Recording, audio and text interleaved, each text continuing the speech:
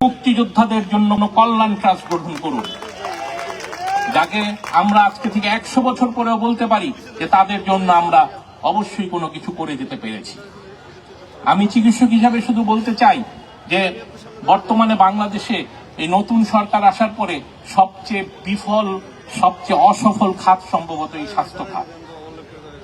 আমি অত্যন্ত দুঃখের সাথে বলতে চাই, স্বাস্থ্য খাতে যারা এসেছিলেন উপদেষ্টা থেকে শুরু করে অন্যান্য দায়িত্ব এবং এখনো যারা আছেন তাদের মধ্যে চরম স্থবিরতা দেখা গিয়েছে। আমার মনে হয় যে এই বিপ্লবের পরে প্রথম কাজটি ছিল এই যে সামনে যারা বসে রয়েছেন এবং এদের মতো অনেকে যারা চলে গিয়েছেন তাদের জন্য সুচিকিৎসার ব্যবস্থা করা। প্রথম কাজ ছিল, শুধু স্বাস্থ্যের দায়িত্বপ্রাপ্ত না, সমগ্র সরকারের প্রথম কাজ ছিল এইটি। তারা সম্পূর্ণরূপে সেটায় ব্যর্থ হয়েছেন।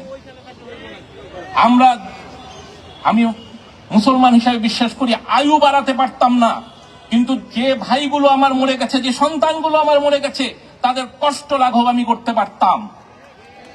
এই যে পঙ্গু যারা হয়েছেন, অনেকে পঙ্গু না হয়ে থাকতে পারতেন। যারা হয়েছেন তাদেরকে এখনো পঙ্গুত্ব থেকে বের করে আনার সুযোগ রয়েছে, কিন্তু কি করেছেন আপনারা করেননি কিছু।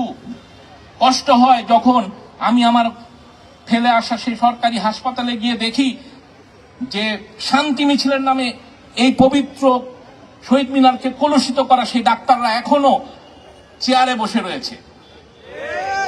এই লজ্জায় আমি অনেক সময় অনেক জায়গায় যেতে পারি না। আমি এই লজ্জা থেকে মুক্তি চাই।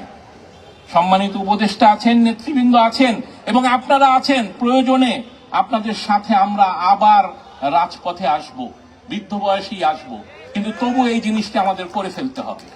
সবাইকে ধন্যবাদ। আজকে এখানে কিছু বলতে পারার সুযোগ পেয়ে আমি নিজেকে ধন্য মনে করছি। আমি একটি মেডিকেল বিশ্ববিদ্যালয়ের শিক্ষক, পাশাপাশি লেখালেখি করি, কাব্যগ্রন্থ গল্পগ্রন্থের পাশাপাশি আমার দুটি বই এই সরকারের সমালোচনা করেছিল। সেটি সঙ্গত কারণে বলছি। একটি হচ্ছে ১/১১ পরবর্তী বাংলাদেশ অনিশ্চিত যাত্রা, আরেকটি হচ্ছে আওয়ামী আমলের ৩ নির্বাচন 14, 18 এবং 24 নিয়ে। গত বইমেলায় বেরিয়েছিল বিদ্যাপ্রকাশ থেকে। আমি টকশোতে কিছু কথা বলি, তাতে সরকারের সমালোচনা থাকে। আমি ফেসবুকে লিখি, এই হচ্ছে আমার প্রতিবাদের ভাষা। কিন্তু এই ফ্যাসিবাদ আমার এটুকু প্রতিবাদও গ্রহণ করার মতো সাহস রাখেনি বলে 16 তারিখে যখন আবু সাইদ, ওয়াসিম সহ 6 জন হত্যাকাণ্ডের শিকার হয়, তারা শহীদ হয়, তার পরের দিন তাদের স্মরণে গায়েবানা জানাজা হয়েছিল। বায়তুল মোকাররম মসজিদে গায়েবানা জানাজা পড়তে গিয়েছিলাম। আমাকে সে নামাজ পড়বার সুযোগটুকু দেওয়া হয়নি। মসজিদের গেট থেকে গ্রেফতার করে নিয়ে যাওয়া হয় এবং আমাকে গ্রেফতার দেখানো হয় বিস্ফোরক আইনে। আমি কি পুলিশের উপরে ককটেল ছুঁড়ে মেরেছি, তাদের আহত করেছি। আমাকে তারা একজন দুর্ধর্ষ সন্ত্রাসী বানিয়ে দেয় এবং তারপর 20 দিন জেল খাটার পরে 5 তারিখে গণহত্যাকারী ফ্যাসিবাদের পতনের পর তারা পালিয়ে যাবার পরে 6 তারিখে আমি মুক্তি পাই। আমার মুক্তি মিলেছে এই শহীদের রক্তের বিনিময়ে, আমার যে ভাই বোনের আহত হয়েছেন তাদের এই ত্যাগের বিনিময়ে। কিন্তু যাদের ত্যাগের বিনিময়ে এই যে জেল থেকে বেরোতে পারলাম, তাদের প্রতি কৃতজ্ঞতা না জানিয়ে পারি কি করে আমরা? তাহলে এই যে যারা শহীদ হয়েছেন তার পরিবার কি করলে একটু মানসিক শান্তি পাবেন? এই যে যারা আহত হয়েছেন তারা কি করলে শারীরিক ও মানসিক কষ্ট কমাতে পারবেন? তাদের যে মেন্টাল ট্রমা হয়েছে সেখান থেকে বেরিয়ে আসতে পারবেন? সে ব্যবস্থা নেওয়া কি একটি সরকারের পক্ষে অসম্ভব ছিল? আজকে এই ফ্যাসিবাদ গণহত্যাকারী যারা পালিয়ে গেছে তাদেরকে আশ্রয় দেয়া হলো বিশেষ জায়গায়। তারা ধীরে ধীরে পালিয়ে গেল। কারা পালাতে সাহায্য করলো, কোথায় গেল, কি করে গেল, কেন?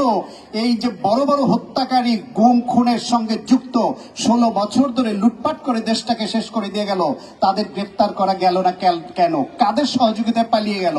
এই প্রশ্নটা যখন আমরা করি তখন বলে এই পুলিশ প্রশাসন, গোয়েন্দা সবকিছু তাদের সাজানো, তারা ঠিক মতো হয়তো তথ্য দেয়নি। আচ্ছা, মানলাম এই ব্যাখ্যা, কিন্তু এই যে যারা আহত হয়ে হসপিটালে বসে আছে তাদের তালিকার জন্য কোনো গোয়েন্দা সংস্থা লাগে?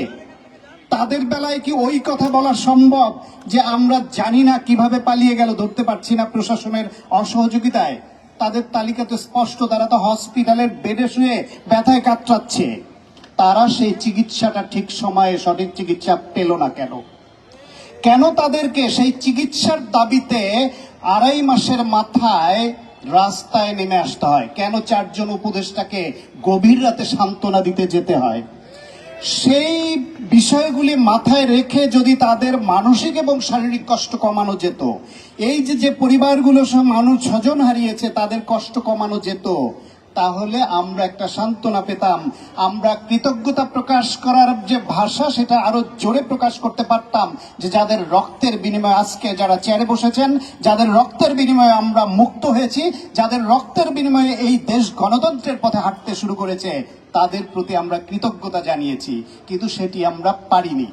আজকে উপরন্ত দেখছি বিভেদের সুর, রাজনৈতিক দলগুলোর মধ্যে ঐক্যের অভাব, সরকারের সঙ্গে রাজনৈতিক দলগুলোর দূরত্ব, ছাত্র জনতার সঙ্গে সরকারের দূরত্ব, এই যে নানানমুখী দূরত্ব, এই দূরত্ব আমাদের যে গ্যাপ তৈরি করছি আমরা, এই গ্যাপের মধ্যে ঢুকে পড়বে ফ্যাসিবাদ।